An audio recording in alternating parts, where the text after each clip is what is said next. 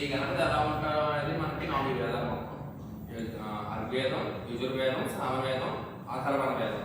గణపతి ఎలా పుట్టాడు అనేది అథర్వణ వేదంలో చదువు. అది ఎలా ఉంటాడంటే ఒక స్కెచ్ పెన్ ఒక పేపర్ పట్టుకుంటే గణపతి మనం గీయగలం. ఏకదంతం చతురహస్తం అంటే ఒకే దంతం గలవారు 4 చేతులు గలవారు. ఏకదంతం చతురహస్తం ఒక దాంతో పాశాన్ని ఒక దాంతో అంకుశాన్ని పట్టుకుంటాడు. రథంచవరదం హస్తై ఎవరికి తెలియని నిజం ఏంటంటే ఇప్పుడు రథం మీదే ఉంటారు. రథంచవరదం హస్తై బిభ్రాణం మూషుడు ప్రతి వాహనం అంటే ఎలుక వాహనం. మూషుకుడు అనే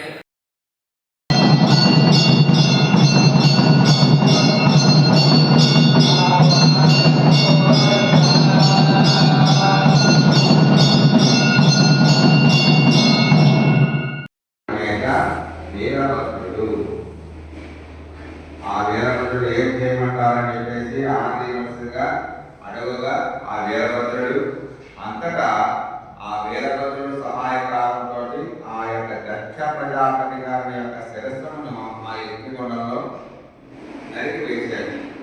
వెంటనే ఆ యొక్క దక్ష ప్రజాపతి యొక్క భార్య అయినటువంటి సులుచి సకల దేవతల్ని కూడా ఆవిడ మహాప్రతివ్రత. సకల దేవతల్ని కూడా నా యొక్క సౌభాగ్యాన్ని నా యొక్క భర్తని మరణి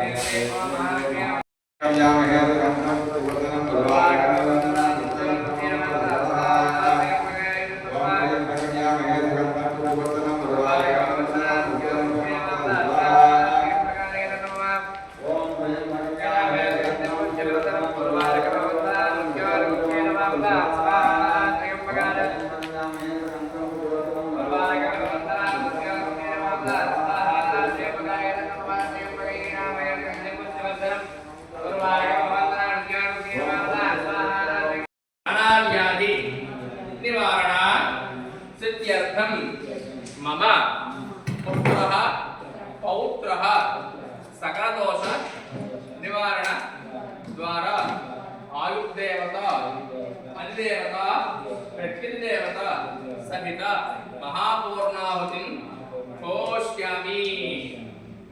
సమర్పించాలంటే మనం ఎక్కువ తింటే మనకు కూడా లోపల పొట్టమంది బరువుగా ఉంటుంది కదా, ఆ బరువు తగ్గడానికి యాలికలు అలాగే లవంగాలు ఈ సుగంధ ద్రవ్యాలు ఏవైతే ఉన్నాయో ఈ అగ్నిహోత్రుడికి వెంటనే మనం సమర్పిస్తే ఈ ఉదర సంబంధమైన వ్యాధులు ఏదైనా ఉన్నా అది వెంటనే నయం అవుతాయని శాస్త్ర ప్రమాణం చేసే కాబట్టి ఈ పూర్ణాహుతి అనే కార్యక్రమం అప్పటి నుంచి వస్తుంది. మనం పెట్టుకున్న ఋషులు పెద్ద పెద్ద వాళ్ళు పెట్టుకున్నారు కాబట్టి ఈ పూర్ణాహుతి మనం వెంటనే వేస్తే ఇలాంటి చిన్న చిన్న సమస్యలన్నీ నెరవేరుతాయి. నమస్కారం చేసుకుని అగ్నిహోత్రుడు పూర్ణాహుతి సమర్పిస్తున్నారు.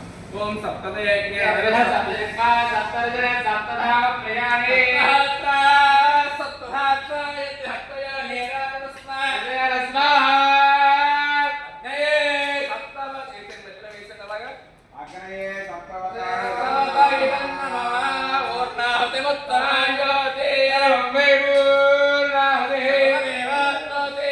यं मे पूर्णादेव प्रतिष्ठते